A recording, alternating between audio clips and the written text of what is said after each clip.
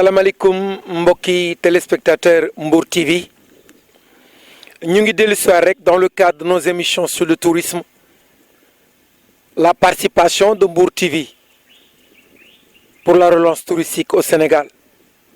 Je disais tantôt que le tourisme est l'affaire de tous et quel que soit l'endroit où il est pratiqué, il est centré sur l'homme et doit être basé sur le respect de l'autre. Le tourisme ne se décrète pas, il se construit. Le tourisme est tout et tout est dans le tourisme. Nous avons depuis ce matin un garçon extraordinaire à travers l'Afrique et à travers son pays. D'autres nous présentent Moussa Gaye lañ koy tuddee Golfe de Saly. Un gentilhomme facile à approcher. Monsieur Gaye a toujours son sourire aux lèvres. Ce sourire qui ne court rien mais qui achète tout. Son seul combat, que le golf soit un produit profitable à ceux qui le pratiquent. Sa franchise, son honnêteté et son amour du travail font de lui un homme intègre, pétri de qualité, à la disposition du golfe de Saly. C'est ce battant garçon qui reçoit une équipe de Mbour TV, votre humble serviteur Doundiaye Kopa au micro. Mbour TV, cette télévision très proche des populations. Moussa ñu ngi lay nuyu. Père Kopa maa ngi lay fay. Moussa dañu kontaan tey accueil bi ñu defal accueil teranga sénégalaise la Moussa fan nga donne accueil bii tey ak sa sourire bi. Non accueil bi comme ni ñu ko mën a waxee rek nit ku nekk ak cër biñ lay delloo. waa biñ lay jox. yaakaar naa ne c'est pas une première que ñu daje. bokk nga si ñi nga xamante ne ni ñu ma tette la. kon yàlla àtte na tey boo ñëwee ànd ak waa Mbour TV ak sa caméraman yu baax yi. kon amuñu dara lu dul teeru leen jéem leen a teral. ndeysaan teeru leen jéem leen a teral jéem ñoo teral. waaw mais man si maanaam si kontante boo mën a am rek tey man bu ko raw laa am tey. ndeysaan waaw. wax nga dëgg. da ngaa wax teeru teral. mooy produit bi ñuy jaay teeru teral gunge jox ko ganale teeru teral gunge jox ko c'est ça le tourisme sénégalais. tey Moussa boo doon waroon a présenter sa bopp rek nga tënk ko kan mooy Moussa Gaye. waaw Moussa Gaye benn doomu Saly la rek. benn jaamu yàlla la. benn taalibe la. ndeysaan. waaw ndax. comme ni ko nit ñi di waxee ginnaaw yàlla yonante bi. lu ñu am dañ koy delloo si suñuy waajur. ndeysaan. parce que tey bu ñu egsee fii ñoom la. yàlla àtte na ñuy dund si diine. rawatina aussi ñu féete am yaakaar am cofeel si waa kër El Hadj Malick ñu seddoo ki ñuy wax Khalifa Ababacar Sy. ndeysaan. man moom rek la am. ndeysaan. kon tey dara waruñoo jomba. si monde bi. mbala Sénégal. mbala Saly. parce que ak lu mën a am nag fii lañ juddoo. ci dëkk bi ngeen juddoo. waaw Saly. waaw sunu maam da daan taxaw ne gars yi tëmbaleen jën waa ngale. ñu tëmb fekk fa jën yi li may wax nag si télé laa koy waxe mooy kilifa ga ñu jële woon cristalline. ca jamono ya. ka ñu dencoon 74. waaw. ñu jëlee ko cristalline andi ko fii.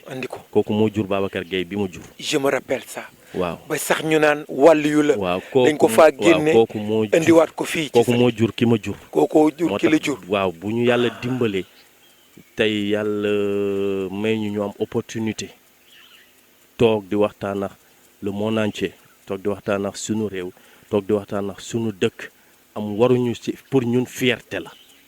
Moussa boo melu nii mu bett ma parce que sa maam dañ ko juñ wàllu maa ngi soog a xam ne que yow yaay kan mais Moussa bala ñu dugg dans le vif du sujet ce circus.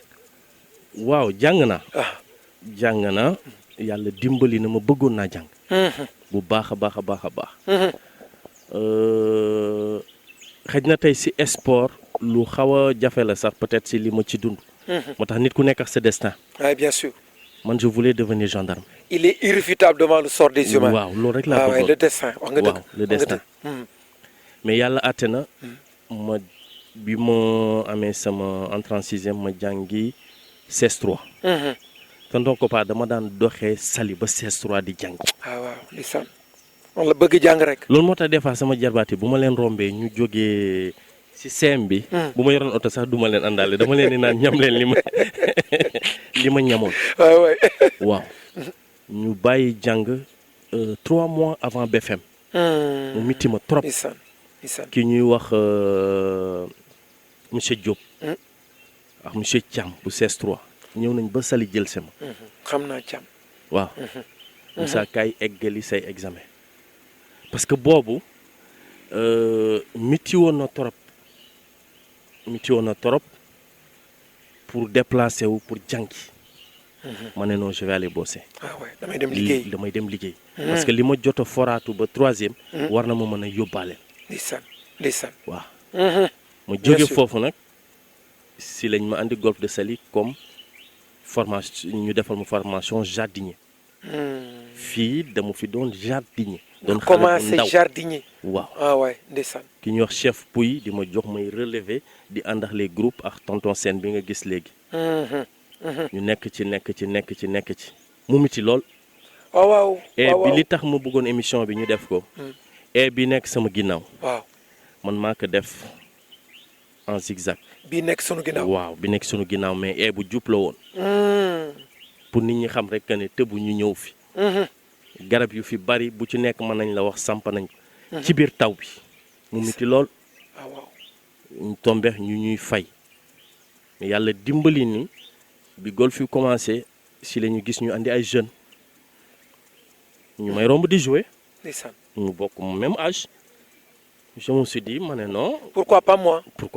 ah ouais bien sûr il faut être ambitieux. bu ma ko waxee tonton Pouy mu ne ma non dañ lay fay ma ne ko waaw man d' accord naa mu ne ma fële di nga def 6 mois kenn du la fay ma ne ko d' accord naa. la sama premier salaire dañ ko téye. pour bañ ma dem la formation.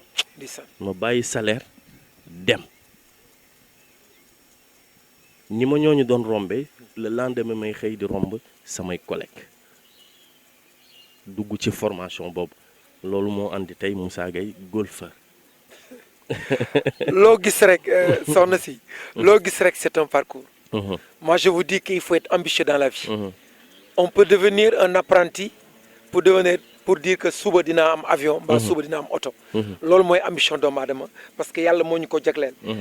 Moussa xam naa ne dans la formation say début difficile woon na trop quoi. waaw nga dem tey vous êtes un professionnel. di nga dem sax di représenter sa réew. dans d'autres pays di dellu si waat. Moussa tey ñu nga waral ñu def parcours golf bi. à peu près ñaata hectares nga ñu wax. waaw ñu ngi woon ci 60 hectares. mais avant may fàttalool xel day fàttu. yàlla àttina ki nga xamante ne moo ma jàngal golf. dafa génne àddina ça fait 2 semaines. un professionnel. un homme vraiment de classe. bu ñuy wax Libaas Gaye il est de Cambérène. ci télé laay waxee. lépp lu ñu am moom la. xam-xam bu ñu am tey moom la. da ngaa góore rek di ñaan yàlla yal na ko yàlla xaaral. amiin yaa rabbi yàlla amiin on n'oublie pas ça fait 2 semaines.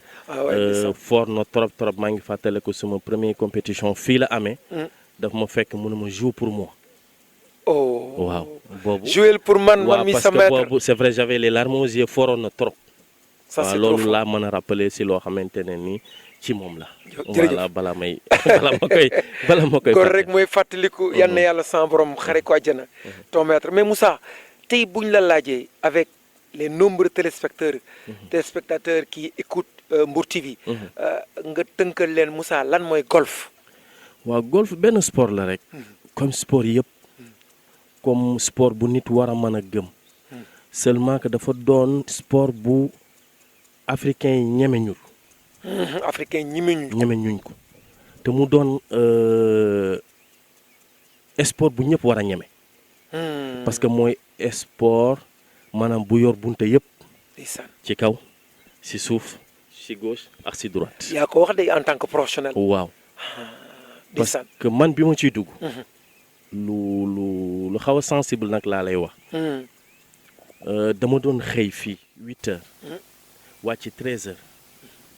dem hôtel gontu 3 heures ba 23 heures ñu may dimanche bi may reposer pour mën a jouer yenn jeux yi. c'est important ça. li tax ma doon dem hôtel c'était juste pour fay samay étude de golf. oh. Et je l'ai fait pendant 9 ans. di fayeeku di fay say études de fay golf samay études de pendant golf 9 ans. teg si sama yaay di tegg ay natt di ma ko jox.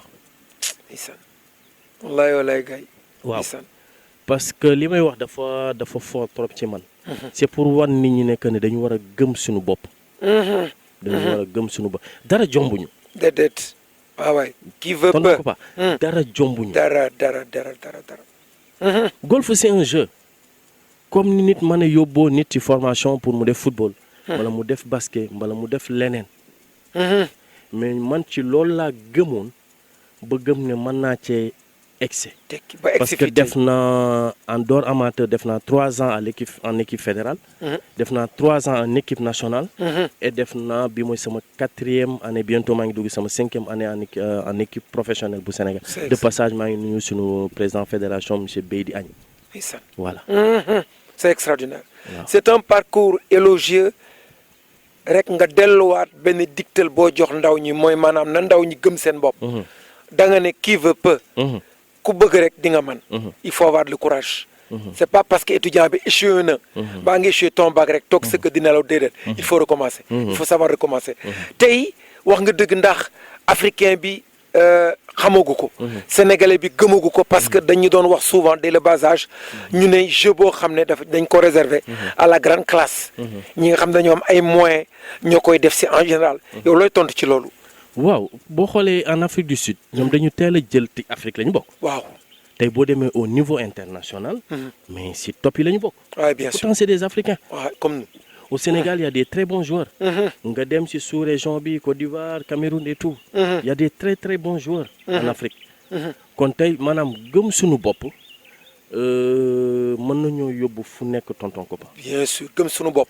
waaw parce que tey boo man bari na li may déglu souvent ci archive les joueurs professionnels comme sur le football. ci leneen ak leneen.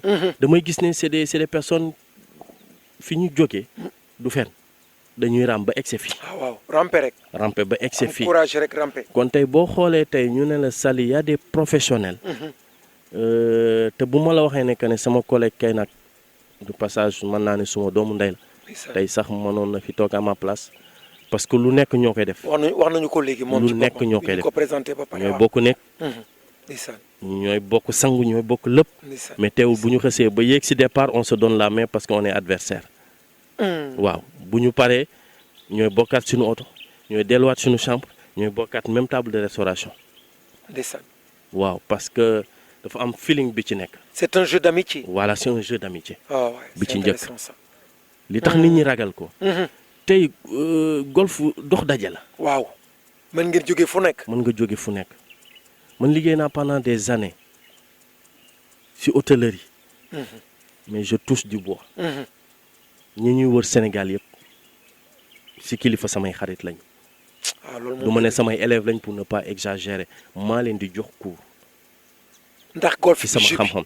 des fois nga génni tubaab laaj la foo jàngee ñu ne que ñun demuñu Europe ñi nekk Europe léegi ñooy jël sa xam-xam fi ñu dëkk. duñ la limal parce que tey bari na kilifa yoo xamante ne nii. te am nañu gore Sénégal. wallahi lazim am nañu gore Sénégal. waaw man xamante naa nit ça fait 3 mois. dafa nekk ma teraanga boo xam ne rus naa ko wax sax ci télé. baax rek. rus naa ko wax ci télé. yow lu la waaye defal da la fay sa bor. parce que dañ ñu ciy fekk. ñu ne ma Moussa fay naa lu xam nañ la bu baax Moussa fay naa lu nekk ci extérieur pour mën a jàng golf. mais li ma jot a xam sama diggante yow nii je me dis que ma ne noonu naa jéem a góorgóorlu. Moussa da ngaa baax. waaw parce que loolu équipe technique bi wax nañ ko loolu Mbour TV wallaay wallaay moo si am solo. non xam nga li tax. dañu juddoo Saly. waaw. yaroo fi. mos naa ko wax benn xale bu jigéen sur Dakar. mu ne ma yow foo dëkk man ak fi ñëpp jëm week-end. ndeysaan Saly mu ree. le berceau du tourisme sénégalais. ma ne ko foo dëkk ma ne ko fi ñëpp jëm week-end. parce que yàlla moo àtte na que ne. dëkk bi. juste benn parenthèse ñi fi nekk. mag ñi ñoo ñaanal gan ñi.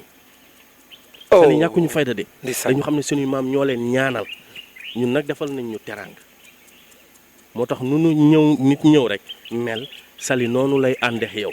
lébu dafa yaatu dënn. waaw lébu xol bee baax. loolu moo tax le sens du partage. fu ñu mën a nekk yi.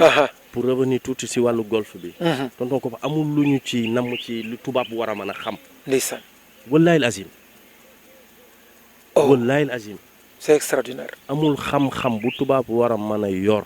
ci golf. ci golf te yéen amu leen bi ko. ñàkk si Babacar Sy que ne ñun yoruñu. waaw on l'a jërëjëf ku baax ki. dafa am loo xam ne yàlla moo koy mooñaale ak doomu aadama. du problème mu jàng si kayit. déedéet. wallaay. du jàng si kayit dafa am lu ñu lay mooñaaleel. y a des très bons professionnels au Sénégal. waaw rawatina fii à Saly. te it moom iñaanul moom dafa baax. non moom wallaay. parce que boo déggee suñu benn sœur bu ñuy wax Oumy Dieye yóbbu na golf Sénégal fu kenn yóbbuwul fii la jàngee. ndeysaan. on a Cathy on a Myriam on a les autres. ñoom ñëpp fi lañ jaar. ñoom ñëpp fi lañ jàngee et c'est des professionnels. oh là là. tey Saly mu ngi juróomi professionnel ñetti ñu jigéen ñaar ñu góor. département de Mbour bu ñu xeeb seen bopp. tey nag fu nit toll ci carte tàllal seen carte ci professionnel ñun ñu tàllal suñu carte ci professionnel moo tax biir Saly ou département de Mbour man namuma sport. déedéet parce que dañu galéré dem ba téye suñuy carte ci fa mu gën a mitee wax naa la léegi ne la ñetti professionnel ñooy am. ñi nga xam dañuy ñëw di enseigner kese. waaw kii ñëw rek di jàngale. am na ñoo xam dañuy ñëw di jouer. waaw ñu enseigner wuñu. ñoo xam dañuy enseigner en même temps di jouer. des fois ñu ne la mënul nekk mais aussi fii en Afrique mën na nekk.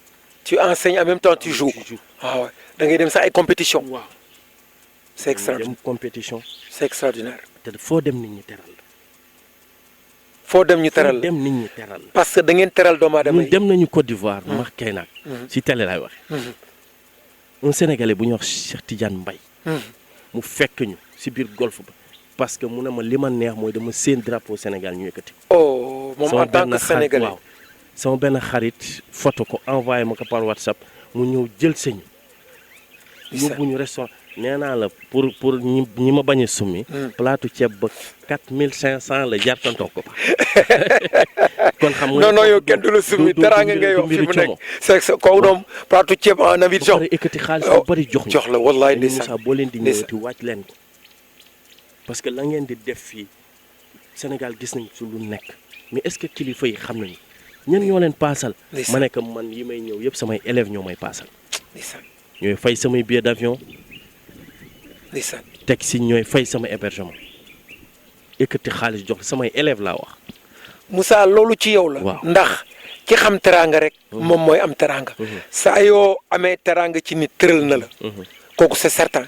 parce que la teranga sénégalaise il est devenu un trésor culturel. rencontrer un Sénégal en Abidjan. mu gis seen drapeau déplacé yu ñëw yor leen fa. dafa leen ay teranga sénégalais moo mel noonu. waaw c'est extraordinaire.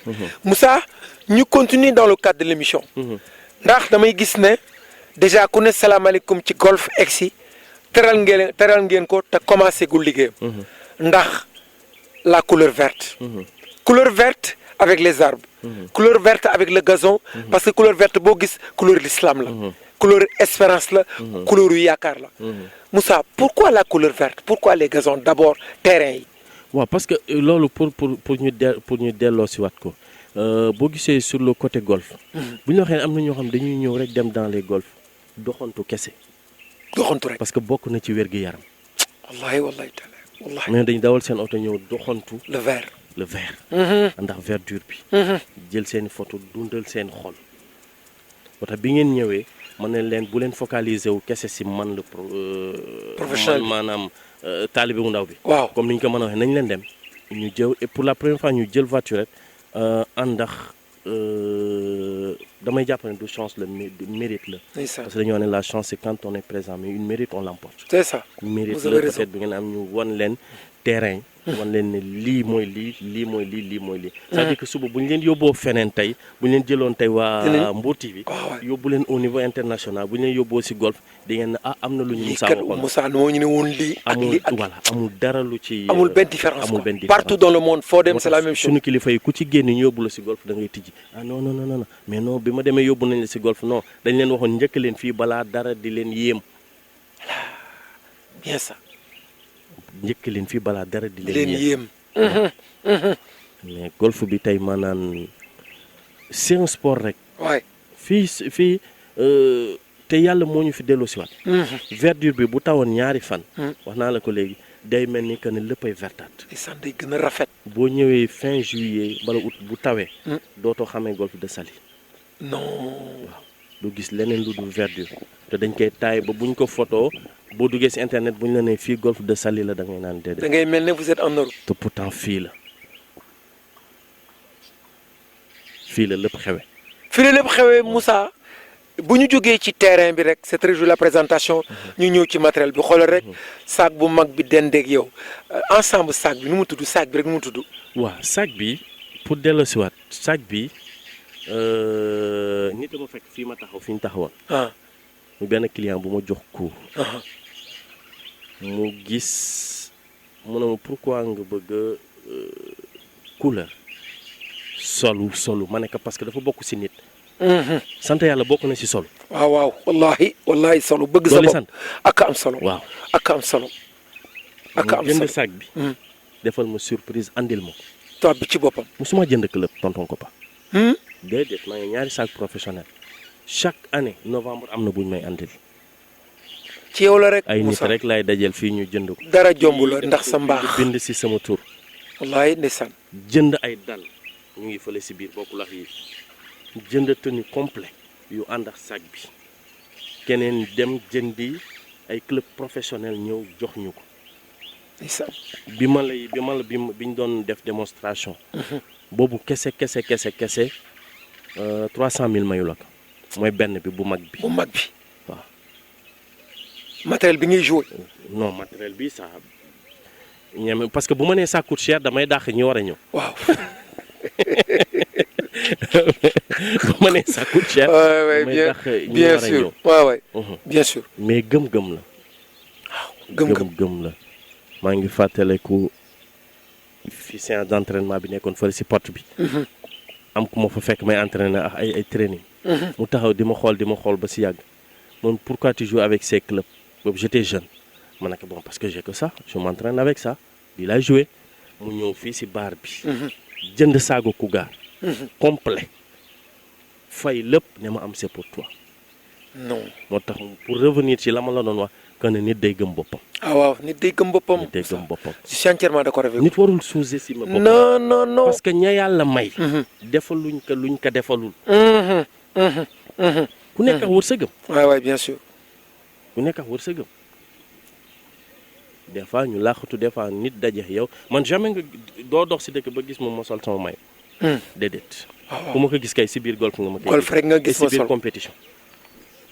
jërëjëf parce que dafa am yar bu ñu lay jàngal. tu dois être humble. la discipline. waaw. l'humilité. waaw. le savoir-faire. le sens du partage gis naa ko ci seen profession. est-ce que xam nga golf amul xuloo. déedéet vous l'avez dit tout à l'heure. waaw. c'est un jeu d'amitié. balaa ngeen di commencer da ngeen di joxante loo. boo leen jeexalee da ngeen joxante loo. un jeu du d'amitié. yéen ñaar yéenay àtte seen bopp. déedéet wax naa la léegi nee naa la sénégalais yu bari waroon nañ di jàng golf xam nga li tax. lu tax pour teel di présent bu ñu la nee 8h c'est 8h un sénégalais ngay jox heure nekk 8h il vient à 8h30 golf amul loolu on te dit 8h en compétition tu viens à 8h ou 7h30 pour te préparer autrement tu as 5 minutes de plus tu es disqualifié même boo fayoon sa billet d'avion tu fais plus partie de cette compétition. c'est vrai que kon golfeur bi dañ koy engendrer ce qu'on appelle la citoyenneté. C'est important. L'heure c'est l'heure, après l'heure ce n'est plus l'heure. Avant l'heure ce n'est pas l'heure. Vous avez parfaitement raison. kon gis nañ ci golf bi ne c'est un jeu d'amitié. C'est un jeu de partage. ndax ni nga ko expliquer rek mooy nit mën na jóge Afrique du Sud. keneen jóge beneen réew keneen jóge rek ngeen tase. te it boo indi bi da ngeen def échange de carte de visite. te généralement si vous êtes des hommes d'affaires. mën na golf bi jeu bi. mën na engendrer leneen loo xam ne profitable à chacun. c'est extraordinaire. waaw parce que ñu ngi ci comme on peut dire rek. golf moo tax ñu xam ay jaamu yàlla. ñoo xamante ne au moins ñu ngi liggéey ak ñoom ci leneen. tey ci loolu ñu ngi ci dimbali jaamu yàlla yi xam nga. c'est extraordinaire. à partir du golf. yàlla xam na ne xam nañu ay nit yoo xamante ne tey ñoo ñuy jàppale pour ñu mën a. ngeen mën a dimbali doomu aadama dimbali yeneen nit. wala des fois nit di dem ambassade. am problème sax. nga oo sa élève. ne ko nangam ak nangam laa bëgg nangam nga jël référence yi envoyé ko yàlla dimbali ko. c'est extraordinaire. mbir maa yaatu. yal na leen di yàlla sama borom di fay. waaw ndax dënn bu yaatoo. ki dënnam yaatu moo xam ne dënnam bu yaatu la war nga ci mën a jàppale doomu aadama c'est ça la loi du sport. Le sport doit unir les gens. tey dans le golf par exemple. du ñu ñëw mukk Saly te dañu wax le tourisme de masse. ou bien beneen forme de tourisme. tey nan la ñuy golf bi di allier avec ce tourisme là nan ngeen di apporter seen relance dans le tourisme sénégalais. waaw parce que xam nga déjà on n'est pas un pays golfique.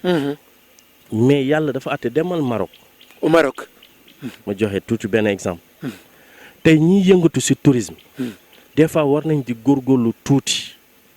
et je lance un appel à l'État. ah juste à l'État surtout à l'État. surtout à l'État. xam nañ ne sunu président mu ngi ciy góorgóorlu. ñu ngi defar tefes gi. lépp ngi rafet. avec l'érosion côtière. man bu ma yow damay julli ñaari rakk tonton ko pap parce que li ma juddoo Saly. ñaan. wallaay lazim. wallaay ndeysaan. parce que xéewal a ngi fi. du lu ñaari rakk ñaan sa borom. ñaan wallaay lazim. ndeysaan. loolu ko njukkal parce que je suis né à Saly xeebu ma fu keneen dëkk. waaye c'est important. parce que yàlla dafay andi xéewal fu nekk. ta commune natale. waaw li tax parce que tourisme dafa bokk ci biir golf. tourisme mooy dundal golf. wallahi golf mooy dundal tourisme. il a raison. demal tey boo jógee France. c'est à quelques heures moins nga dem Maroc. client bi jógee tey France di ñëw ci hôtel maanaam dinañ ko jaay ci biir hôtel bi loo xamante ne mel ni dañ ko may. mu ñëw ñu nekk am nga 1 heure de temps au cours golf fekk may nañ ko. te may ngeen ko ko. waaw te fekk na day bokk ci biir. day bokk ca la muy fay te du ko xam. c'est vraiment commercial. mu doon jouer en Europe te mënu ko. mu ñëw jouer en Afrique. ñu may ko ko. day am envie ñëwaat. day am envie andiwaat keneen. vous marquez la fidélisation de la clientèle. Quand le client est satisfait il aura envie de revenir. waaw benn parenthèse. même place bi en 2014. le Macky Sall honorait tous ceux qui travaillent. dans le tourisme je me rappelle fii laa yendu keroog. en 2014. pour une première un président du Sénégal ubbi une saison touristique c'est important. et à partir de cela dans son discours je me rappelle il a dit que le département de Mbour c'est le berceau du tourisme sénégalais. waaw parce que biñ nee naa ñëw man dama leen ne ñëw ma damay tëdd sama néeg di xool ndax fii Saly la. yaa ngi fàttali ko loolu. waaw dama tëdd sama biir néeg ma ne ndax fii Saly la. wallaay le discours qu'il a fait. ce discours là est devenu un programme touristique au Sénégal. pour revenir tey. monsieur le président de la République ci golf. golf li mu mën a andi ci tourisme.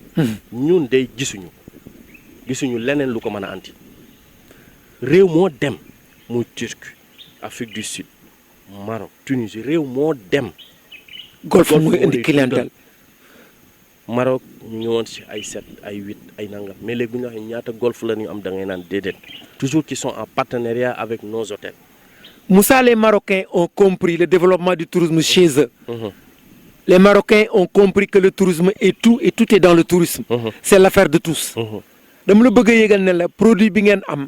dafa indi leen ñun li ñu jàng. la première catégorie de la clientèle. dans le tourisme. yéen VIP ngeen ñu andil. te VIP bi même bu des fa une semaine. day gën a fay plus ki fi def 3 semaines. dans le tourisme de masse. Moussa on me fait signe qu'il me reste que 5 minutes. te 5 minutes yu gën a am solo yoo xam ne Moussa tey il faut ñu xool nit ñi dañuy jël avion. di jóge fu sori def ci golf. Moussa tey yow en tant que professionnel ban plaisir nga am booy def golf ba nga xam ne tey tu es satisfait kan ngay xam ne tu vous êtes satisfait. waaw comme ni ma ko mën a waxee comme ni nga téye sa micro bi di ci am yëg-yëg. di ci kontaan. nga dëgg Moussa. kële téye Moussa ma téye micro damay kontaan. waaw kële téye caméra am dama ko gis des fois bi ñu duggee ci parcours bi maa ngi koy xool des fois mu xaw a kii gis ay gestes. non c'est vrai xam ne c'est des professionnels ces gosses. ma xam ne lépp benn la. ma xam ne lépp benn la. mais ci la ñuy wax rek. comme li ñu desee ci ay simili bariwul. ñuy wax rek. que ne suñu autorités yi. nañu gëm golf bi. nañu gëm golf bi autorités yi. parce que ku ci nekk. wax naa la ko léegi ñu ci de bari na ñoo xamante ne dañuy wax ci jeux olympiques. waaw pourtant jeux olympiques de la jeunesse la. waaw nañ ko cay boole nañ ko cay boole. pour xale ya la. ah pour ndaw ñi. xam nga bu doon pour mag ñi ñun wóor nañ ne pare nañ. mais liñ ci jaaxal pour xale yi la.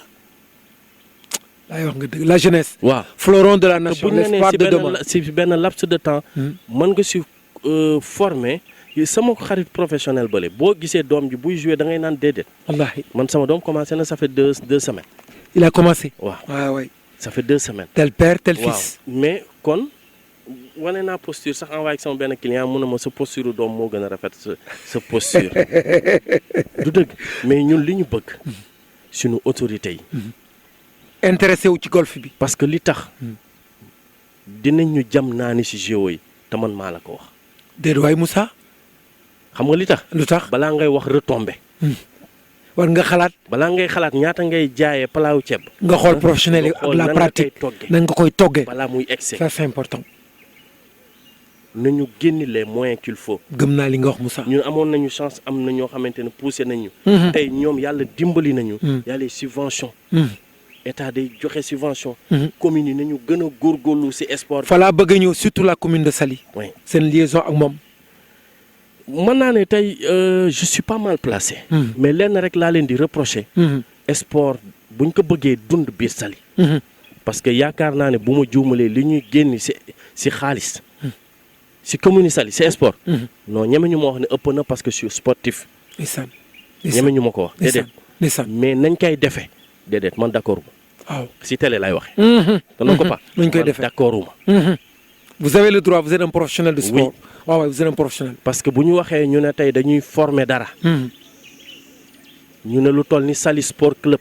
ma ne leen def leen ko Saly Foot Club parce que boo nee Saly Sport Club ñëpp dañ cay am. waaw ñu ne dañ ko cay def. waa léegi lan moo war dañu war a toog di càmbar. wallahi xool sport bu nekk ñan ñoo fa nekk. yan xale ñoo fa nekk. ñu wóol nañ leen di jubale. mais Sénégal ñaar la ñu xam te bi si jiitu mooy nawetaan on dépense beaucoup d'argent. il faut penser à autre chose. il faut penser à autre chose. Pensons à nos enfants. C'est parce important. que fii état toll. di liggéey Sénégal. kon je dis que ne war nañoo teel a préparer suñuy doom suñuy jarbaat ak ñeneen. man je suis ouvert à tout le monde. te non ko pas damay jëli ay doomu jàmbur di leen jàngal te laajuma leen 1 franc des fois mu romb xale xool taayam xool kii. jëli il sera bon pour le golf nga formé ko. du dëgg. te lu sotti am borom. mais bien sûr mais dañ dem ba si biir ñu ne non kon day yomb ñiy fay dem di yóbbu seen école ci privé yi pour ñu am xam-xam kon nañu góorgóorlu dafay seeni déplacement pour ñuy ñëw mais nañu góorgóorlu que muy suñu commune que muy SAPCO nañu ñun ñi nga xamante ñooy ndey mbi ci des fois ñuy wax ci géo. ngeen indi seen contribution seen participation. ñun xam nañu ko parce que c'est important vous êtes des sportifs c'est bien dit Moussa. dañ koy dund daal. Moussa en gros daal je lance un appel. vraiment lii di ñëw nañ ci toog càmbar ci. dina ñëw Moussa c'est pas rentrer dans des oreilles de sourds. daal lu ñu bett. jërëjëf Moussa merci beaucoup tonton. maa ngi lay remercier di la souhaiter une longue vie. remercier aussi suñu directeur très longue vie et très bonne réussite. Jean-Pierre bi ñu permettre. pour ñu am li on remercie toute la direction du golf de leur gentillesse de leur ouverture leur compréhension avec Mbour TV. on reviendra très prochainement inchallah c'est vraiment gentil. merci beaucoup merci.